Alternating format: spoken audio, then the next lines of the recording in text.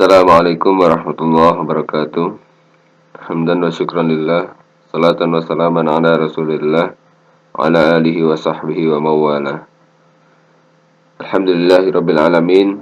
Puji syukur kehadirat Allah subhanahu wa ta'ala yang telah memberikan kita kesempatan untuk bersama-sama lagi mempelajari tarikh atau sejarah Islam, yang pada bahasan bab ini adalah membahas khalifah ketiga, yaitu Utsman bin Affan.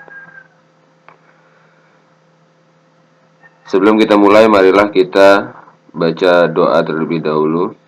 Bismillahirrahmanirrahim. Raditu billahi rabba wa bil islami dina wa bi Muhammadin nabiyya wa rasula. Rabbi zidni ilma warzuqni fahma. Amin. Anak-anakku sekalian, pada bab keempat ini, bahasan tentang Utsman bin Affan, kali ini kita akan membahas tentang kemajuan Islam pada masa Khalifah Utsman bin Affan. Kemajuan Islam di sini adalah kemajuan-kemajuan yang dicapai oleh Khalifah Utsman bin Affan. Kemajuan yang belum ada pada masa khalifah sebelumnya, Abu Bakar dan Umar.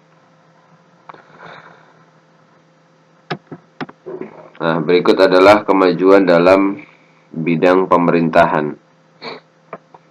Yang pertama adalah meredam gerakan separatis di Khurasan dan Iskandaria.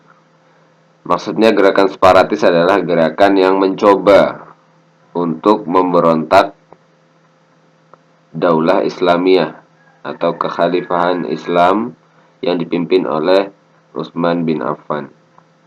Utsman bin Affan berhasil meredam atau menghilangkan gerakan-gerakan separatis ini, sehingga jalannya roda pemerintahan akhirnya tetap bisa lancar, tetap bisa berjalan.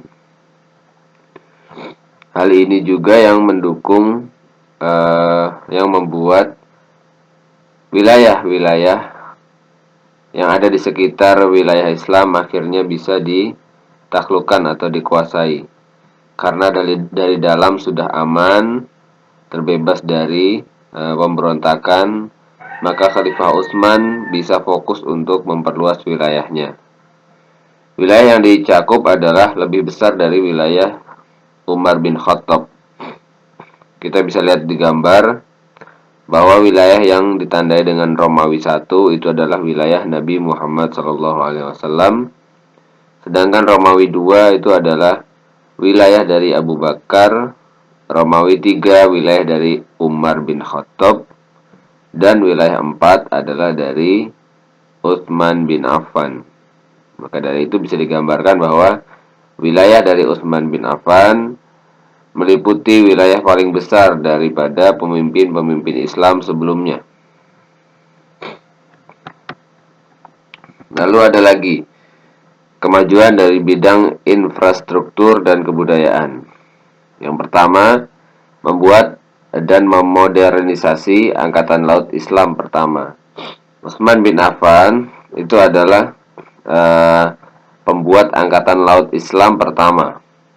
Ya, yang Angkatan Laut ini disegani oleh banyak kekuasaan, termasuk orang-orang Bizantium itu menyegani, segan terhadap angkatan laut yang dibuat oleh Utsman bin Affan. Lalu selanjutnya, membangun infrastruktur jalan, waduk, bendungan, jembatan, dan masjid. Jadi telah dibangun masjid-masjid selain Masjid Nabawi, ya. Lalu merenovasi Masjid Nabawi.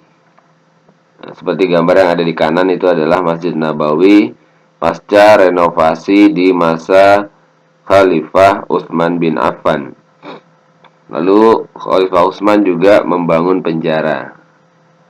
Dan yang terakhir adalah membuat standarisasi mushaf Al-Quran. Maksudnya adalah pada saat itu Al-Quran masih terpecah belah. Maksudnya adalah tercerai-berai. belum menjadi satu jilid Al-Quran seperti yang kita kenal sekarang. Ya, hal ini dikhawatirkan apabila Al-Quran tercerai-berai berada di tempat yang tidak jadi satu, dikhawatirkan akan sedikit demi sedikit lambat laun akan menghilang.